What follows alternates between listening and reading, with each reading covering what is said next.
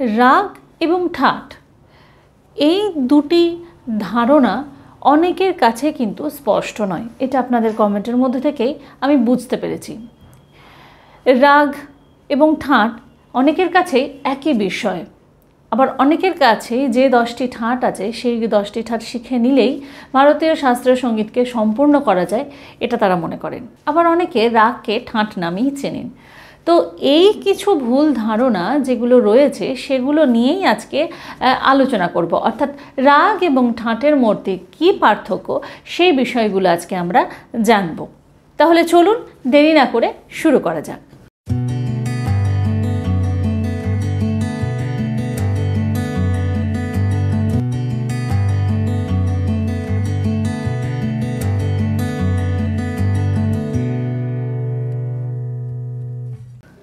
নমস্কার, আমি বাবলি বিশ্বাস আর আপনাদের স্বাগত আমার চ্যানেলে।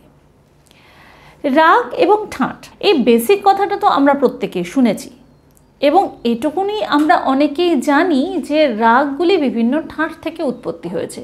কিন্তু ঠাট কি, সে কি আলাদা করে গাইবার প্রয়োজন আছে বা শেখার প্রয়োজন আছে, সেই বিষয়গুলো নিয়ে সঠিক ধারণা আমাদের নেই। বা কারো হয়তো এইটা মনে ধারণা থাকতে পারে যে রাগ তো শিখে চলেছি, কিন্তু এই ঠাট কেন আমরা গাইছি না। তো এই ধারণাগুলো নিয়েই আজকে কিন্তু আলোচনা। তাই চলুন আলোচনা করি যে পার্থক্যগুলি কি কি। প্রথমেই বলি যে ঠাটের কোনো আরোহ হয় না, কিন্তু রাগের আরোহ অবরোহ দুটোই হয়, এটা আপনারা প্রত্যেকেই জানেন। ঠাটের আরোহ হয়, অবরোহ হয় না, এই কারণেই কিন্তু কোনো ঠাট বাস্তবে গাওয়াই সম্ভব নয়। কারণ এরকম কোনো সুর নেই, এরকম কোনো গান নেই, এরকম কোনো রাগ নেই যার শুধুই মাত্র আরোহ হয়, কোনো রকমভাবেই অবরোহ হয় না। এটা বাস্তবে সম্ভবই নয়। তাই ঠাট কিন্তু কখনো গাওয়াই সম্ভব নয়। এই কারণে কোনো রাগ কোন ঠাট থেকে উৎপত্তি হয়েছে সেটা তো আমরা জানি, কিন্তু সেই ঠাটটাকে গাওয়ার জন্য আলাদা করে নোটেশন কখনো পাই না আমরা, বা এটা কখনো সম্ভব নয়। তাই ঠাটের শুধুই মাত্র আরোহ হয়, কোনো অবরোহ হয় না, তাই ঠাট গাওয়া যায় না। কিন্তু রাগের যেহেতু আরোহ অবরোহ রয়েছে তাই আমরা রাগকে গাই। এবার আসছি দ্বিতীয় পার্থক্যে। ঠাটের পরপর 7টি স্বরই ব্যবহার হয়। ঠাটে কোনো রকমভাবেই কোনো স্বরকে বাদ দিয়ে দেওয়া সম্ভব নয়। ঠাটে 7টি স্বরই থাকে, কিন্তু একটি রাগে কিন্তু সেই ব্যাপারটা কিন্তু থাকে না। অর্থাৎ রাগে কোনো ক্ষেত্রে কোনো স্বর বর্জিত থাকতে পারে, কোনো ক্ষেত্রে শুধু 7টি কেন 12টি স্বরের প্রয়োগও দেখা যেতে পারে। কিন্তু ঠাটের ক্ষেত্রে কেবল মাত্র 7টি স্বরই হবে এবং পর সেই স্বরগুলির অবস্থান হবে, অর্থাৎ কোনো স্বর কিন্তু বাদ দিয়ে যাওয়া যায় না। অর্থাৎ রাগে কোনো স্বর যদি বর্জিতও হয়, ঠাটে কিন্তু এরকম কোনো স্বরই বর্জিত হয় না, ঠাটে সব স্বরই ব্যবহার হয়। তৃতীয় পয়েন্ট যেটা হলো বা পার্থক্য যেটা হলো সেটা হচ্ছে ঠাটে কোনো বক্রস্বর হয় না, কোনো স্পর্শস্বর হয় না, কোনো গমক হয় না, কোনো আন্দোলন হয় না। কিন্তু রাগের ক্ষেত্রে স্পর্শস্বর অবশ্যই হয়, গমক অবশ্যই হয়, এগুলো আপনারা জানেন এবং আমিও যে পূর্বে যে রাগের ভিডিওগুলোতে দিয়েছি সেগুলোতেও আপনাদের আমি বুঝিয়েছি যে কিভাবে স্পর্শস্বরের ব্যবহার করা যায়। হিসেব মতো এই রাগের স্পর্শস্বর থাকে বলেই বা গমক থাকে বলেই কিন্তু একটি রাগের অভিব্যক্তি রয়েছে, কিন্তু ঠাটের কোনো অভিব্যক্তি হয় না। অর্থাৎ ধরুন যদি আমি আপনাদের বুঝিয়ে বলি যে ভৈরব ঠাট সা রে গা মা পা ধা নি সা, এটা হলো ভৈরব ঠাট। কিন্তু ভৈরব ঠাট থেকে যে ভৈরব রাগের জন্ম তার চলন কিন্তু আলাদা। অর্থাৎ সা রে গা মা পা ধা নি সা, এখানে অভিব্যক্তি রয়েছে, এখানে স্পর্শস্বরের ব্যবহার রয়েছে, এখানে মিড়ের ব্যবহার রয়েছে। কিন্তু ঠাটে কিন্তু সেরকম কোনো ব্যাপারই নেই, তাই ঠাটের কোনো অভিব্যক্তি হয় না।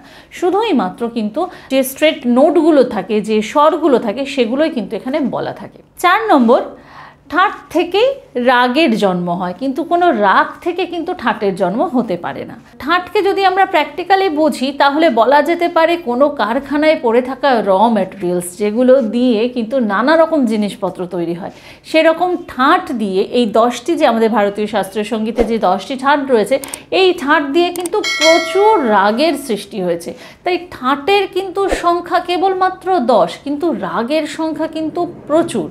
যেমন ধরুন ভৈরব ঠাট, যেখান থেকে রাগ ভৈরব সৃষ্টি হয়েছে, কালিংরা সৃষ্টি হয়েছে, বিবাস সৃষ্টি হয়েছে, আরও প্রচুর রাগ সৃষ্টি হয়েছে, যেগুলি হচ্ছে ভৈরব ঠাটের অন্তর্গত, অর্থাৎ বলা যেতে পারে বংশ হচ্ছে ভৈরব ঠাট। কিন্তু রাগ ভৈরব থেকে কালিংরা, কালিংরা থেকে বিভাস, প্রত্যেকেরই কিন্তু আলাদা অভিব্যক্তি রয়েছে, আলাদা চেহারা রয়েছে।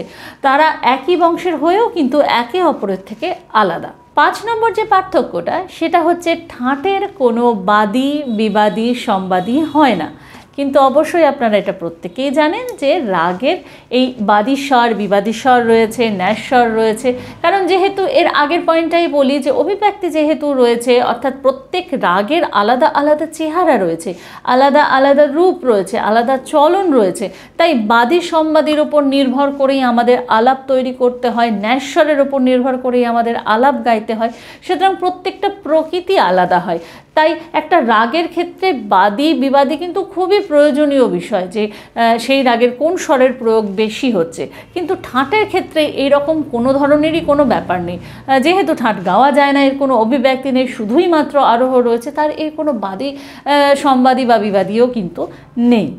6 নম্বর পয়েন্ট হচ্ছে ঠাটে কোনো রকমের গাইবার সময়, অর্থাৎ কোনো নির্দিষ্ট সময় কিছু নির্ধারণ করা থাকে না।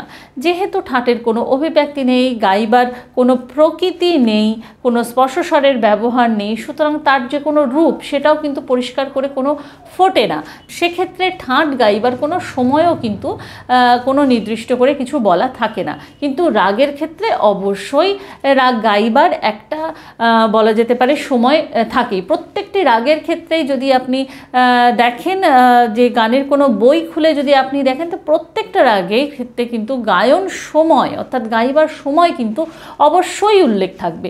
এর অর্থ হচ্ছে সেই রাগ সেই সময়ে গাইলে সেই রাগের যে প্রকৃতি সেটাকে পরিষ্কারভাবে ফোটানো যায়। আবার যদি উল্টোভাবে ভাবি, তাহলে সেই রাগ গাইলে পরে সেই প্রকৃতির যে সেই সময়কার যে পরিবেশ সেটা ফুটে ওঠে। তাই রাগ এবং ঠাটের মধ্যে কিন্তু অনেক রকমের পার্থক্য রয়েছে। তো প্রধান যে 6টা পার্থক্য রয়েছে সেটি আজকে আমি আপনাদের সামনে তুলে ধরলাম, যাতে বিষয়টা আপনাদের কাছে ক্লিয়ার হয় যে ঠাট বিষয়টা কি এবং রাগ বিষয়টা কি। কিন্তু এবার মনে হতেই পারে যে আমি রাগ গাইছি, যখন ঠাটের কোনোই ব্যবহার নেই তখন ঠাট জানার কি প্রয়োজন? তো ঠাট জানারও প্রয়োজন অবশ্যই রয়েছে, কারণ সে যে রাগটি আপনি গাইছেন তার বংশ কোথায়, সে কোথা থেকে উৎপত্তি হয়েছে, তার স্বর কি রয়েছে, এটা কিন্তু জানা প্রয়োজন। যেমন ধরুন, যেটা আমি একটু আগেই বলছিলাম যে রাগ ভৈরব, ভৈরব ঠাটের অন্তর্গত, অর্থাৎ ঠাট ভৈরব এটা বলে দেয় যে সে সমস্ত স্বর শুদ্ধ ব্যবহার করছে, রে এবং ধা শুধুমাত্র কোমল ব্যবহার করছে। তাই ভৈরব ঠাটের থেকে যে সমস্ত রাগ সৃষ্টি হয়েছে তাদের প্রত্যেকেরই কিন্তু রে ধা কিন্তু কোমল থাকবে। এবার হতেই পারে যে সেক্ষেত্রে কোনো স্বর বর্জিত হলো, কিন্তু তবুও সে ভৈরব ঠাটেরই অন্তর্গত হবে।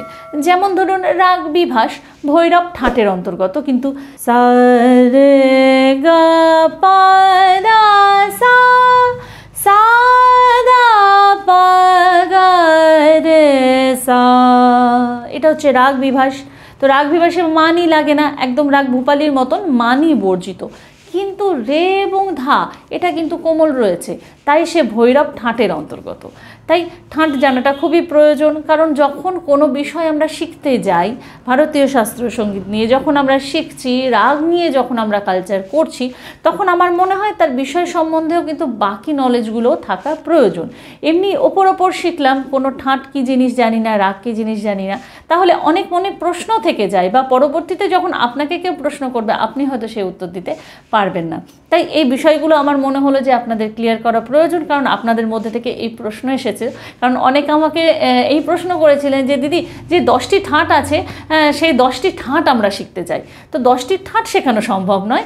10টি ঠাট থেকে যে রাগগুলি সৃষ্টি হয়েছে সেগুলো শেখানো যেতে পারে, কিন্তু 10টি ঠাট শেখানো কোনোভাবেই কিন্তু সম্ভব নয়। ঠাট এবং রাগ সম্বন্ধে এই যে পার্থক্য, যেটা আমি আজকে আপনাদের সাথে শেয়ার করলাম, যাদের কাছে নতুন তারা অবশ্যই কমেন্ট করে জানাবেন যে আপনারা নতুন কিছু এর মধ্যে থেকে জানতে পারলেন কিনা।